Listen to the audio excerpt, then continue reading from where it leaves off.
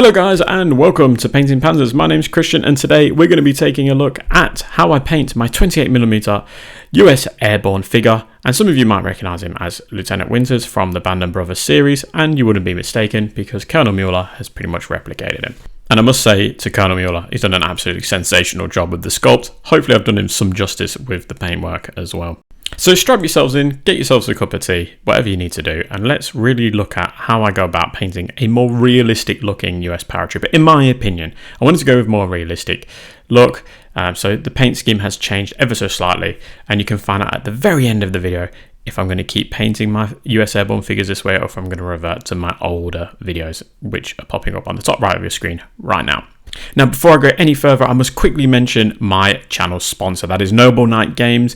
Now, they are based in the USA and they have a huge range of miniatures and board games, etc. It is really worth having a look at their website. They've also got some amazing out of production items too that are really hard to find, and they ship internationally. I've ordered from them in the past as well as others that I know, and they are awesome to deal with. So yeah, check out Noble Knight, follow my affiliate link in the video description, and yeah, get yourself the goodies that you require. Alright, back to the video.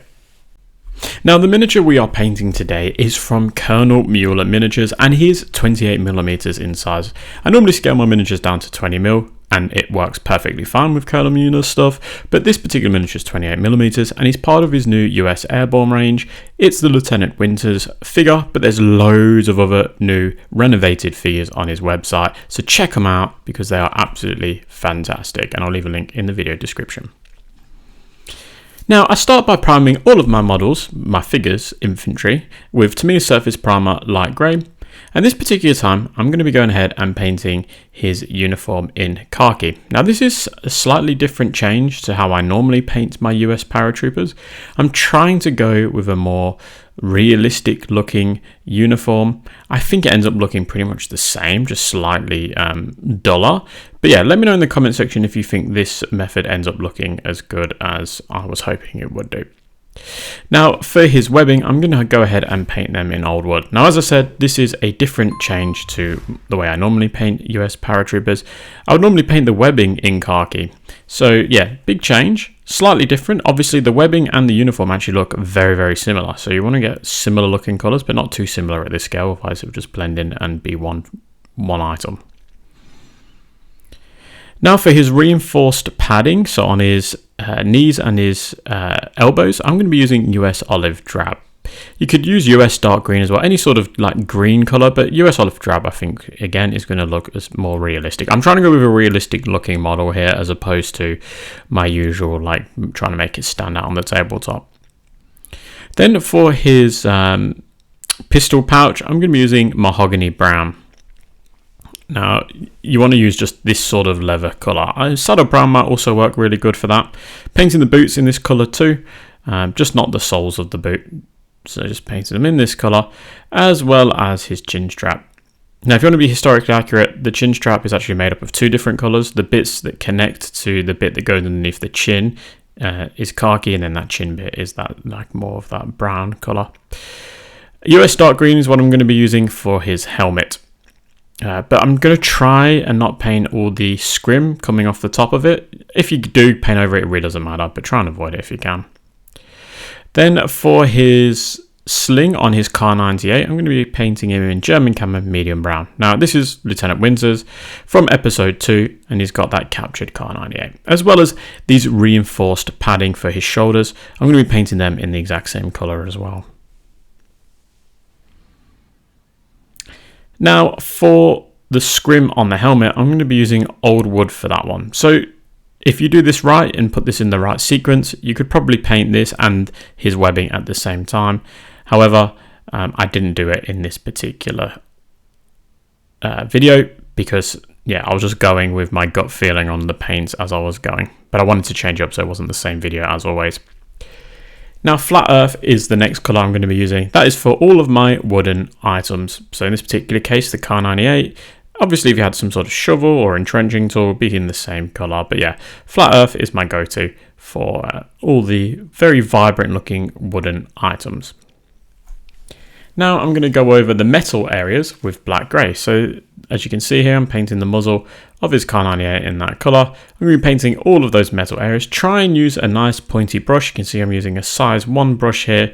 It's nice and pointy. It's from Golden Maple. I'll leave a link to them in the video description, which also includes 10% off. So yeah, well worth the investment if you need some nice new brushes. And I've got a video on that that's popping up in the top right corner now.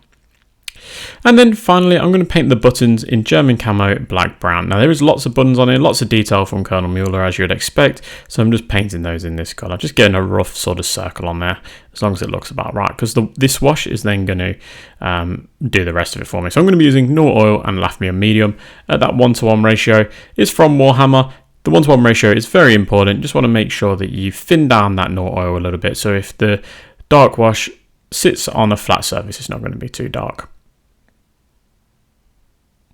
With that done, and with it having time to dry, I'm going to go over those khaki areas with khaki again. So we're layering now. So this is the first layer. We're going over the original base color that's been washed, but leaving that original washed base color in the recesses.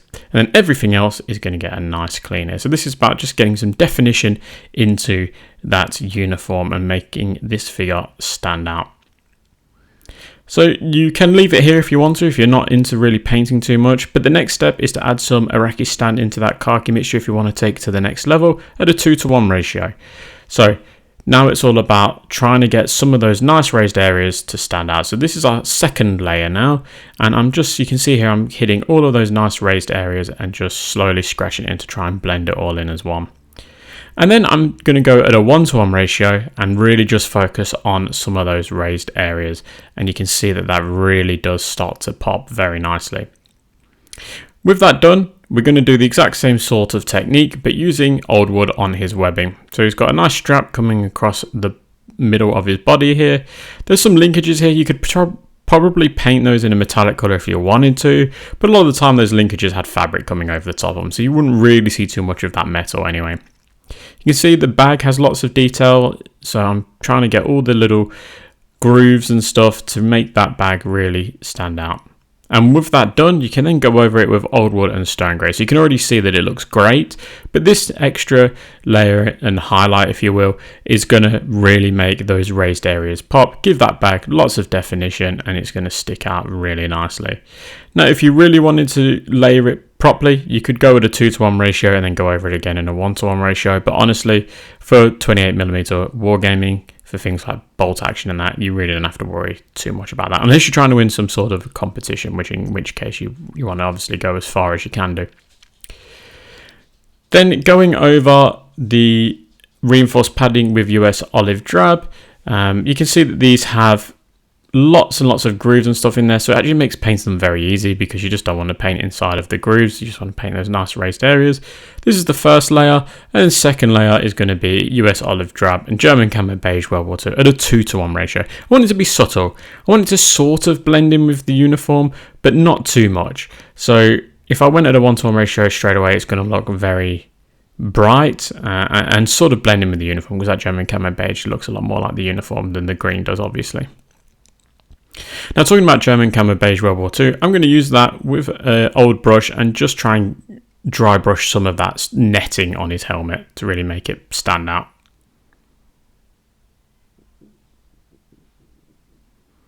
Now that's done, I'm going to focus on the wooden areas. So in this particular case, I'm using flat earth again, and I'm using my nice pointy brush and I'm just scratching it on. So again, that's that golden maple brush set. Use the discount code Painting Panzers if you want some, and you get 10% off. So yeah, well worth the investment if you're after some sharp brushes. But this particular brush is absolutely fantastic, and we are then moving on to flat earth and orange brown at a 1:1 ratio, repeating the same technique, but obviously reducing the amount that I'm putting on. We're just scratching it on nice and slowly, and just making sure we're trying to get all of those nice bits of detail and such, keeping it all at a horizontal direction, and then using that orange brown to really make it stand out. Again, trying to simulate some sort of wood grains here, so keep those straight lines going horizontal and just scratch it on lightly. If you add a little bit too much orange just add a bit of water on and try and blend it in with the rest of the wooden color. But you can see that rifle butt is already really starting to stand out, but you can see the sort of wood grains in there. Now, because I've got that orange brown on my palette, I'm going to mix in some German camo medium brown at a 1:1 ratio and just give that strap going along the rifle there just a little bit of detail. And I'm not also going to forget those padding for the bag, so I'm just going to give that a bit of colouring as well. Now for the medal areas, I'm going to be using black grey, and this particular stage is just about fixing up some of the mistakes I might have made and also putting in some colouring in the essential areas, obviously not touching the original washed base colour that's in the recesses. Now using black grey and basalt grey at a 2:1 ratio, this is where I'm going to start layering it properly. So this is the second layer now, and I'm just really focusing on those raised areas and the bits of the barrel and stuff I want to stand out. You can see I'm picking out the iron sight and all the bits that make up the firing mechanism, and then adding another little bit of basalt grey just to make it a 1:1 ratio. And now this is where we're doing the final little bit of detailing to make this metal area stand out. So just capture some of those details on that mechanism there. You can see I'm adding a little bit of line on the barrel, but mainly it's on the linkages and stuff, the bits that are really raised that really do stand out. With that done, you can go over the buttons again, and especially if you've missed something like I have on his cuff here. So I'm using German camo black brown, and I'm just going over some of the areas that I've missed. Now I paint his skin in light flesh, and then I'm using flesh wash from Vallejo. So light flesh is from AK Interactive, flesh wash is from Vallejo. It's a red pinkish wash using an old battered pointy brush, and I'm just going to apply it on. It isn't like a pin wash, but I'm being very generous with it. And whilst that dries, I'm going to go over the leather areas with mahogany brown again. I'm not going to add anything to the mixture at this stage, just because I don't really need it to stand out too much. It's just about making sure it's the right colour and adding in a little bit of detail where it's needed. You can see I'm also focusing on the chin strap there. Right, moving on to the scrim. So I'm going to go over that in old wood. And just take your time with this, because if you get this right, it looks really, really good. If you add too much, then it looks a little bit silly. You could almost dry brush it using that pointy brush, just slowly glide it along the top of it. Or you can do it the way I'm doing it, just painting in all the little bits of detail. And then adding in some Iraqi sand to that mixture at a 1:1 ratio, and you can see it really sticks out. Obviously, if you want to be like, if you want to make it green and brown, that's also really cool. But I think this look actually looks really good. And this is what I'm always pretty much painting my scrim in. Just like sort of like a dry grass looking sort of colour, I suppose. Now with the skin tone, I'm going to go over it with light flesh again. So this is all about building up to that lighter colour. So I'm going across the top of the eye line there, the nose, the cheeks, the chin. I'm connecting the cheeks and the chin together, leaving the mouth somewhat dark. Obviously paint underneath the neck, and then the fingers and the palm of the hand, and then add some highlight flesh from AK Interactive into the mixture. Paint a line on the nose, start painting some lines underneath the eye socket there, obviously not touching the eye socket. Maybe a little line along the jawline and a line along the top of the eyebrow area there. And you can see that this face starts getting a lot of definition to it. And then you can also add in another bit of highlight flesh to make it a 1:1 ratio, and just repeat the process, but just reduce the amounts. You can see I'm adding a little bit of paint on the nose, the chin, the eyebrow. I see a little bit underneath the eye line there, but not too much. You don't want to go too crazy with this. It's just about layering it up to making it look a little bit more realistic if you can do. And then add in some of that flesh wash again, just very lightly, just to make it into more of like a glaze, I suppose. So I'm not covering it in as I did before, even though it might look like it. There's very little on my actual brush. And once that was dry, I thought, you know what, I'm going to add in some camo marks. I'm using US dark green to give it some nice looking camo on his face. And then I'm adding some flat brown as well, and just sort of doing irregular lines as if he's just used his fingers to slap it on, which obviously they would have done.